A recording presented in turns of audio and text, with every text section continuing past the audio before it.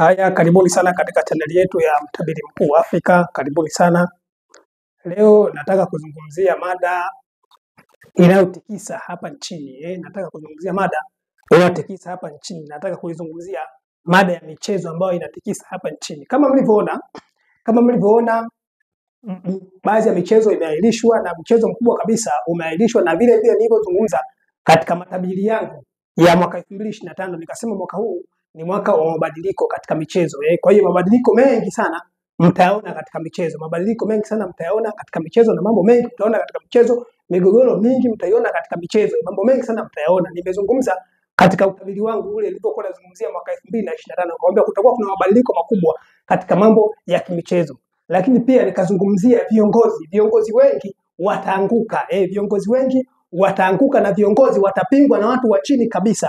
Viongozi watapingwa kabisa na watu wa chini. Nimezungumza katika matabiri yangu ya mwaka 2025. Sasa nataka kuizungumzia mada hii ya Yanga na Simba. Nataka kuizungumzia mada hii ya Yanga na Simba. Mimi nasema kuhusu hii Yanga na Simba safari hii migogoro mingi mtaiona. Migogoro mingi mtaiona na migogoro mingi itatokea. Na nakwambia kabisa migogoro mingi itatokea na mambo mengi sana ya kimichezo yataahirishwa. Sio hapa tu, mtaona sehemu nyingi mbalimbali. Kwa sababu gani? Kwa sababu tuko Jupiter. Jupiter yenyewe inahitaji mabadiliko. Sasa kuzungumzia swala hili la Yanga pamoja na hiki chama cha mpira wa Tanzania TFF, mimi nataka niseme neno moja. Kama nilivyowaambieni, wadogo watakuwa wana nguvu kuliko wakubwa wenyewe. Na ndio maana mmeona hata baadhi ya watu wanawapinga kabisa wakuu wa TFF. Kwa sababu gani? Kwa sababu ndio wakati wao huu umefika. Watu wadogo kuzungumza ndio wakati wao huu umefika. Hapo awali wakuu walikuwa wana nguvu, lakini sasa wale wadogo wenyewe ndio watakuwa wana nguvu kubwa. Wale wadogo wenyewe ndio watakuwa na nguvu kubwa. Kwa hiyo katika huu mchakato au katika hili sakata kuhusu Yanga, mimi nakwambia Yanga safari ana nguvu.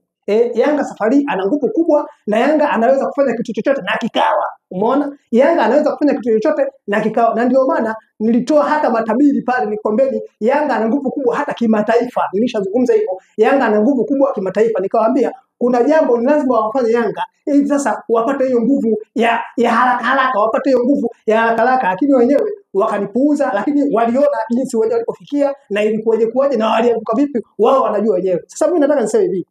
Yanga safari mna nguvu. Yanga safari mna nguvu kubwa. Nyie chochote mtakachohitaji safari mtakipata. Mambo yenu yote mnaotaka yawe safari yatakuwa. Ibakie nyinyi wenyewe tu.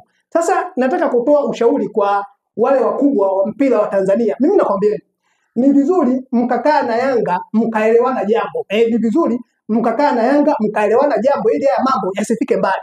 Lakini kama haya mambo yatafika mbali mtaanguka. Kama haya mambo yatafika mbali mtaanguka. Kwa sababu gani? Kwa sababu Yanga ndio imefika wakati wake huu. Yanga haigusiki sasa hivi kwa chochote kile. Yanga hamtaweza kuigusa. Kwa sababu Yanga sasa hivi wamefika wakati wao. Wanaweza kufanya mambo yoyote na yakawa. Kwa hiyo mimi nakwambia nyinyi wakubwa wa TFF, msipingane na Yanga safari hii. Msipingane na Yanga kabisa safari hii. Yanga sasa hivi wana nguvu na Yanga ni wakubwa kwa sasa hivi kuliko hata nyinyi wenyewe. Mimi nakwambia kama ile hamnielewi, nakwambia mtaanguka. Mtaanguka kabisa na mtaingia aibu. Mimi nakwambia. Kwa hiyo ni vizuri mkashika Yanga, mkakaa na Yanga, mkasikilizana na Yanga, mkaelewana, mtumie busara ili swala kulimaliza. Lakini vinginevyo kama mtawaachia Yanga waende wanapotaka au Yanga watafanya wanapotaka wao, mtaanguka kabisa. Mimi nakwambia kwa hiyo hili ni swala la busara kabisa. Hili ni swala kaeni muweze kuelewana. Nani ni nani na nani ni nani, msionyeshane ubavu.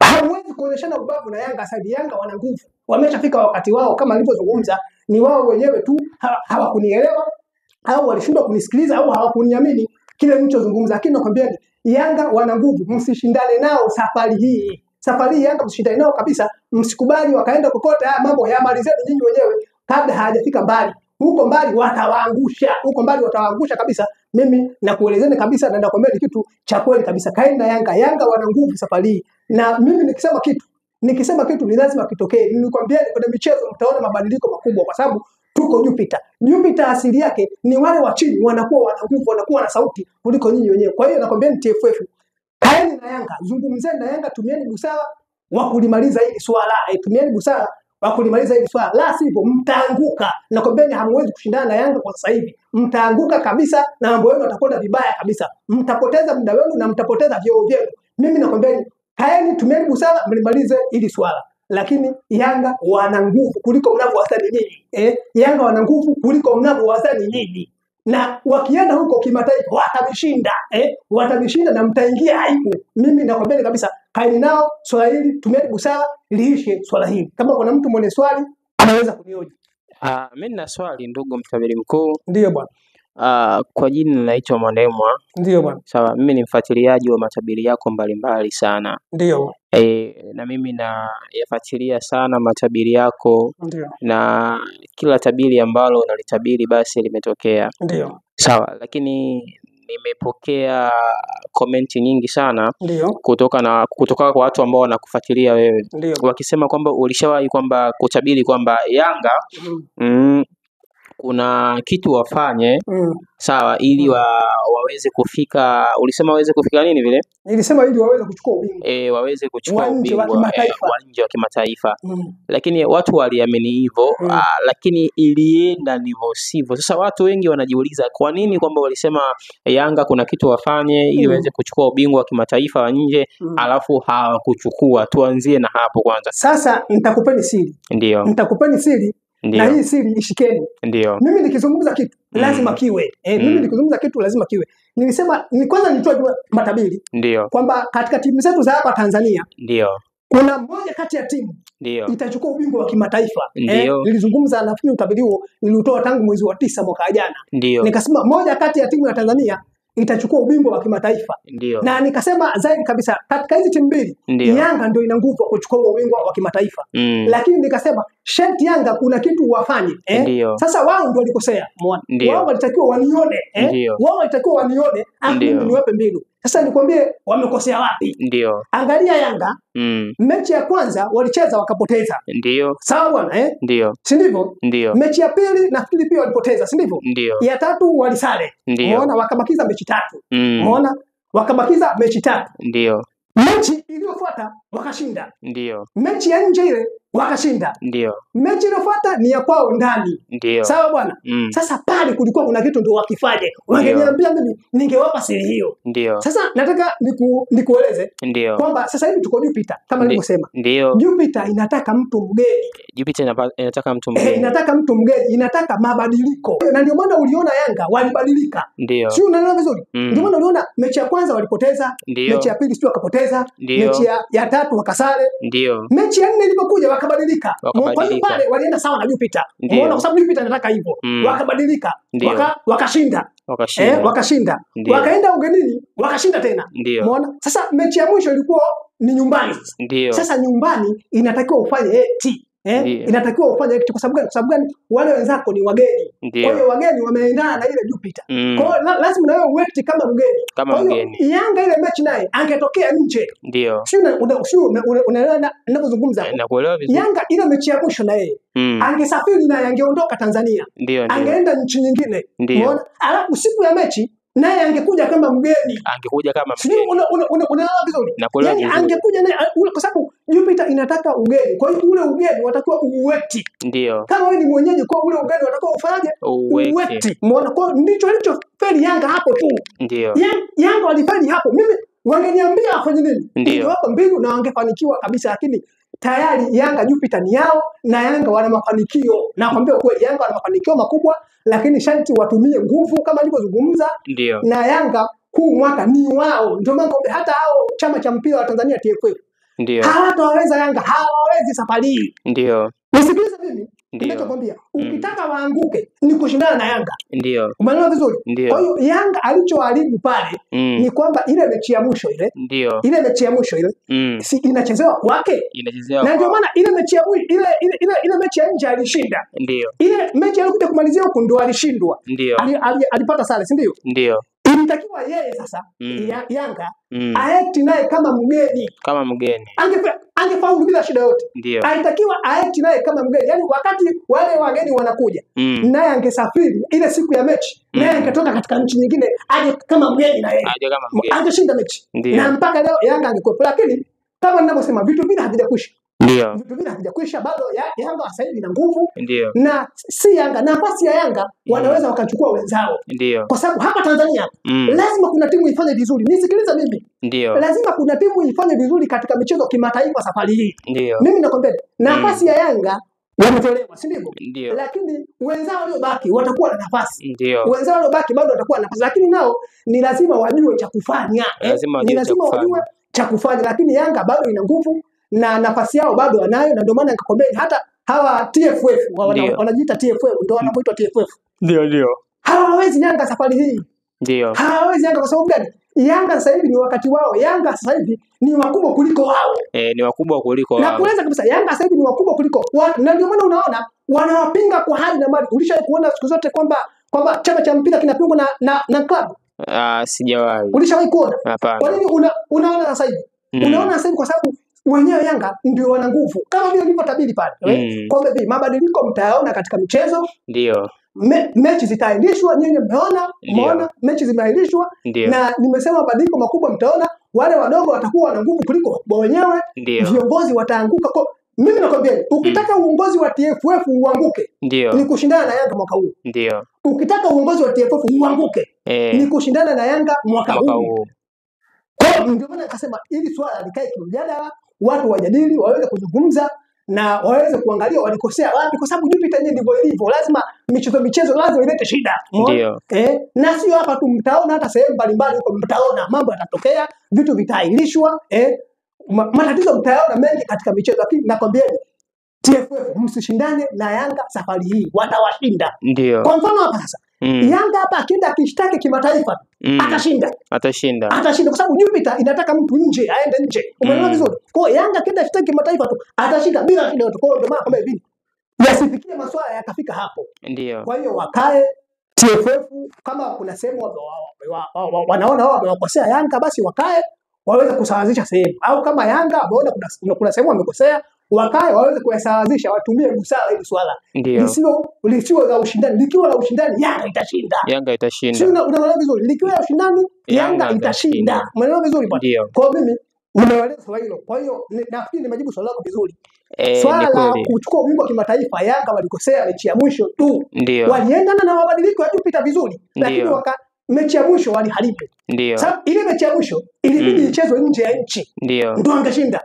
Lakini kwa sababu imechezwa ndani ya nchi, wao walitakiwa na wao watoke nje ya nchi, waje kama wageni na wao.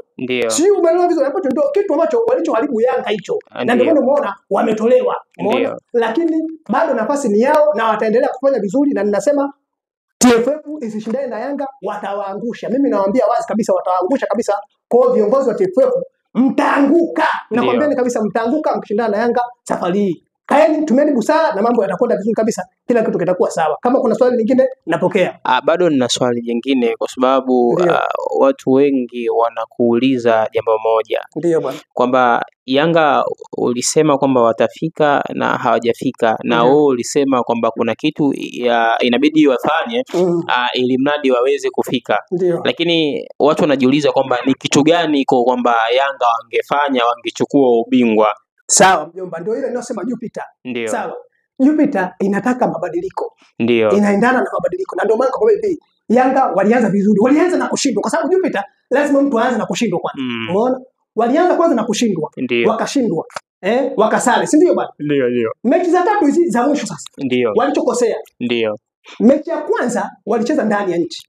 Wakashinda. Mechi ya pili wakacheza nje ya nchi. Wakashinda. Mechi ya tatu ambayo ilibidi wafuzu sasa wacheze ndani ya nchi. Ndipo walipoharibu hapo. Sawa bwana? Wameharibu hivi. Mechi ya mwisho iliyochezwa nje ya nchi, iliyochezwa ndani ya nchi, Yanga ndio ilifanya makosa. Makosa yao ni makosa madogo kabisa. Wala hahitaji mabumba, hahitaji nini. Makosa aliyofanya Yanga ni madogo. Ni madogo sana kwa sababu Jupiter inataka mgeni. Na ile mechi iliishia Tanzania. Wale wenzao walikuwa wageni. Kwa hiyo Yanga walikuwa ni wenyeji, lazima washindwe. Sasa ukitaka washinde ungefanyaje? Kabla kucheza mechi na wao wangesafiri kutoka Tanzania kwenda nchi nyingine. Nisikilize. Umeona? Wangesafiri kutoka Tanzania kwenda nchi nyingine. Alafu nao ile siku ya mechi wangekuja na wao kama wageni. Si unaelewa vizuri? Ni kitu cha kunieleza tu, mimi ningewapa bure tu. Muona wala akina nini, muona Ndio. wasafiri waende nje ya nchi na wao waje kama wageni, wangeshinda mechi. Ndio. Na wangepita pale, Yanga ni mabingwa moja kwa moja, angekuwa hivyo. Haina shida na haina shaka. Na ndio maana nakwambia hivi, bado hawajapoteza. Kupoteza bado hawajapoteza, kwa sababu nafasi yao bado wanayo, unaona, na uwezo bado wanao, lakini uwezo pekee yake hautoshi. Kwa sababu Yanga kama katolewa, kama nilivyosema, Yanga kama katolewa, nafasi yake ni lazima ichukue timu nyingine. Kwa hiyo hii timu nyingine hii ya Tanzania itakuwa ina nafasi kimataifa. Nisikilizeni mimi. Itakuwa ina nafasi kubwa kimataifa. Hii timu iliyobaki itakuwa ina nafasi kubwa kimataifa safari hii. Kwa sababu ndio yenyewe imebaki. Na kama nilivyosema, Tanzania hapa moja kati ya timu lazima ichukue ubingwa wa kimataifa. Mimi nikisema vitu nazungumza vitu wazi na sina kuficha ficha. Kwa hiyo Yanga ilichoharibu ile mechi, wangekuja nao kama wageni. Wangekuja kama wageni. Wangeshiriki kama wageni, na wakati wenzao wanasafiri wanataka kuja huku, na wao wangeenda kwenye nchi nyingine, labda Egypt. Wangeenda huko, wangekaa, wangepiga kambi kwa muda, baada ya muda nao wangerudi kama wageni. Wangeshinda mechi. Wangeshinda mechi vizuri bila shida yote, lakini walipoharibu ni hapo tu ambapo palikuwa ni kusema tu basi unawaambia. Bwana. Na mtabiri mkuu umesema kwamba Yanga wangekuja kama wageni, wangeenda nchi nyingine. Je, unaweza ukatuambia walau wangeenda nchi gani labda? Nchi za kusafiri. Wangeenda Egypt. Wangefanikiwa. Wangeenda hata Uganda. Wangefanikiwa. Wangeenda Italy. Wangefanikiwa. Ni lazima usafiri. Wangeenda Israeli. Wangefanikiwa. Ni lazima kuna nchi fulani uende, alafu na wewe uje sasa kama mwenyeji, kama mgeni. Ushiriki na wewe ni mwenyeji, lakini ushiriki mechi kama mgeni. Unataka ufanye act fulani. Sio unaelewa vizuri. Kwa hiyo Jupiter inataka hivyo. Umeelewa bwana? Wangeshinda na wangepita na wangefanikiwa kabisa. Bwana. Na swali jingine ambalo unataka kwa muonekano wako, lakini hilo swali lipo kwa muonekano wako. Kama nadhani matabiri yako mengi unapendaga sana kuigusa Yanga kwa kusema we mwenyewe kwamba Yanga ni timu kubwa na Yanga ni timu bora. Sawa. Unavyofikiria kwamba hapa juzi kuna maswala yalitrend sana mtandaoni, watu walikujia juu hata wewe kwa kukuambia kwamba uliwahi kuzungumza kitu fulani na hakikutokea kweli, na palikuwa na sakata la mechi kugairishwa. Unafikiria ni kitu gani ambacho kilitokea pale mpaka ile mechi ya Simba na Yanga kugairishwa? Tuko Jupiter. Kama ninavyosema, Jupiter ni mabadiliko. Jupiter ni vitu kuahirishwa. Na nilishazungumza hata katika utabiri wangu wa mwaka 2025 nilipotoa pale. Nikasema mtaona kuna mabadiliko mengi yatatokea katika michezo. Umeona? Vitu vitaahirishwa. Umeona? Hata mechi ya Simba na Yanga kuahirishwa mimi nilijua. Sema huwezi kusema vitu.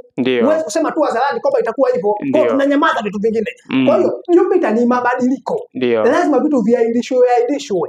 Na ndio maana unaona hata baadhi ya mechi zilibidi zichezwe nchini zinakwenda kuchezwa nje ya nchi. Umeona? Kwa sababu Jupiter inataka hivyo. Umeona? Jupiter inataka hivyo. Kwa hiyo mtu anaenda kucheza mechi nje ya nchi anapata mafanikio. Kwa hiyo tuko Jupiter. Jupiter ni mabadiliko mengi mtaona, vitu kuondoka, vitu kuahirishwa. Mtaona sana, umeona? Kwa sababu tumeshafika Jupiter. Unaona vizuri bwana? Kwa hiyo mechi ya Simba na Yanga kuahirishwa.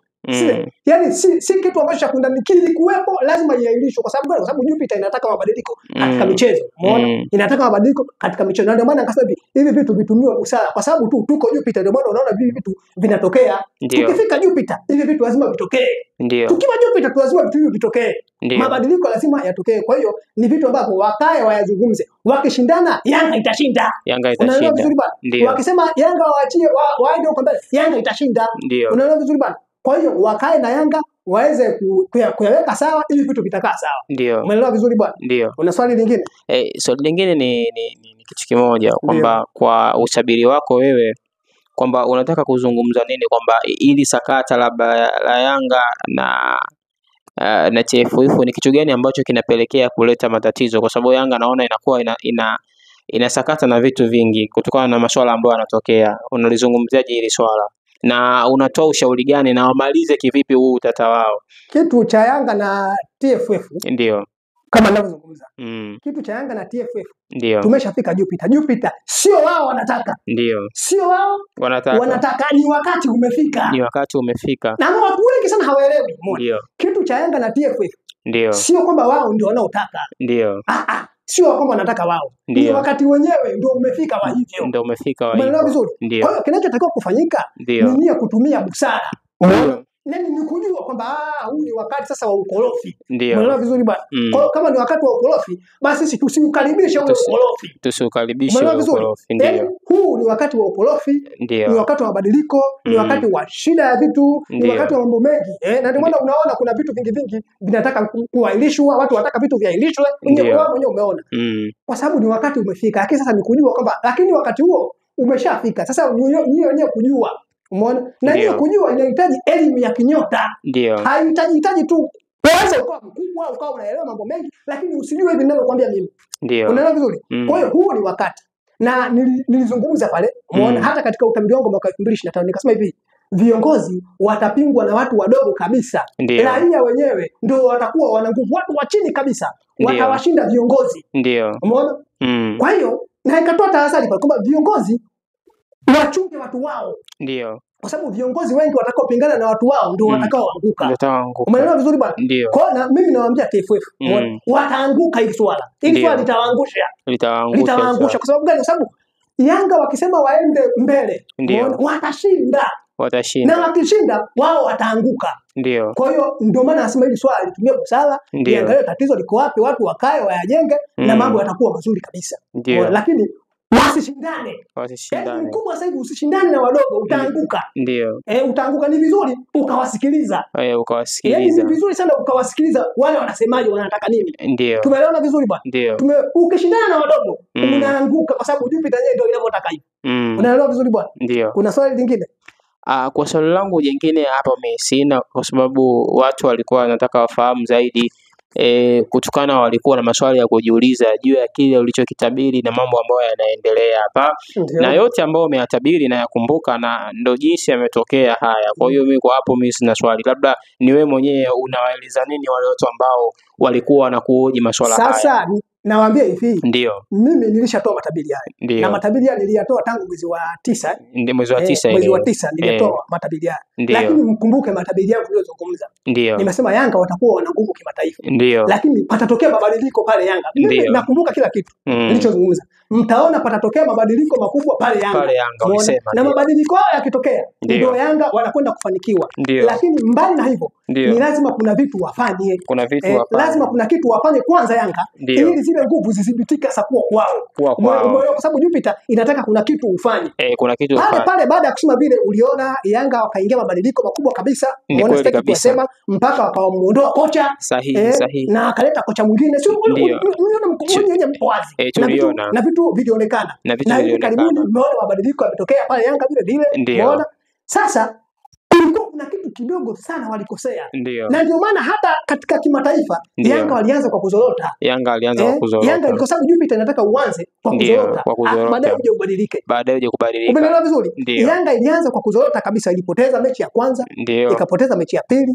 Nafikiri mechi ya 3 wakasare. Mechi ya 4 ikashinda. Mechi ya 5 ikashinda. Mechi ya 6 wakafeli. Kilichoafirisha nini? Kilichoafirisha mechi ilichezwa Tanzania. Na Jupiter inamtaka mgeni. Unaelewa vizuri? Jupiter inataka mtu mgeni. Unaelewa vizuri? Kwa hiyo wale wenzao walipokuja walikuwa na kwa sababu wao ni wageni. Unaelewa vizuri? Kwa hiyo Yanga wao si wageni, ni wenyeji, lakini sasa ule ugeni ilibidi una uwekti. Wewe naye unaekti kama na wewe ni mgeni. Kabla ya mechi unatoka unakwenda kwenye nchi nyingine. Sawa bwana? Unakwenda unapiga kambi huko kwa muda fulani. Unaelewa vizuri sasa? Baada ya muda sasa unakuja na wewe kama mgeni. Unashinda. Ni vitu ambavyo ni vitu ambavyo havina ubani wala havina nini. Ni vitu vya kukuambia tu. Lakini kwa sababu mimi walinidharau na wakaniona labda nimezungumza kitu ambacho nimezungumza tu ovyo ovyo, basi walidharau, lakini ndicho kilicho wa cost charge kilicho wakwamisha. Umeelewa vizuri bwana? Unaelewa vizuri? Siku ya mechi ya mwisho ilibidi Yanga wawe wageni. Ile mechi ilibidi ichezwe nje ya nchi. Sawa bwana? Ilibidi ichezewe nje ya nchi. Wacheze nje ya nchi. Wangecheza nje ya nchi, angeshinda. Lakini kwa sababu mechi ya mwisho imechezwa ndani ya nchi, inatakiwa nayo na Jupiter inataka mgeni. Unatakiwa uweti ule ugeni. Utoke uende nchi nyingine, alafu uje kama mgeni na ule ugeni una uweti. Sawa, na hivyo vitu vipo sehemu yote vitu vipo vinatendeka na wako wanafanikiwa. Unaekti na wewe kama ule ugeni. Umeona? Unakuja basi unafanikiwa. Na mimi sio mara ya kwanza kutoa matabiri hayo. Nilishatoa matabiri ya Simba yakaenda kama vile nilivyozungumza.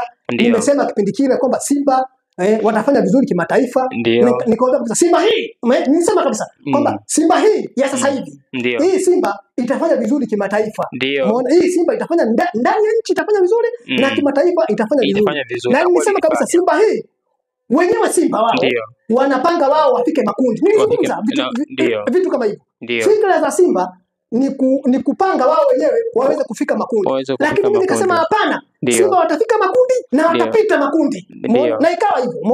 Kwa ni vitu nazungumza na vinakuwa. Kwa hiyo nilipozungumzia Yanga wangenifuatiliza, wangevuka, lakini kwa sababu wao hawakubali vipaji vya watu au kwa sababu wanakudharau kwa namna moja ama nyingine, lakini wenzao mimi nawaeleza vitu na wanafanikiwa. Na ni bure tunazungumza tu. Unaelewa vizuri bwana? Kwa hiyo cha kufanya Yanga ilibidi waeti ule ugeni. Sawa ndugu yangu? Wangeeti ule ugeni basi wangefanikiwa kabisa na mambo yao yangekuwa vizuri kabisa. Na ndio maana walianguka kwenye ile mechi. Sawa bwana?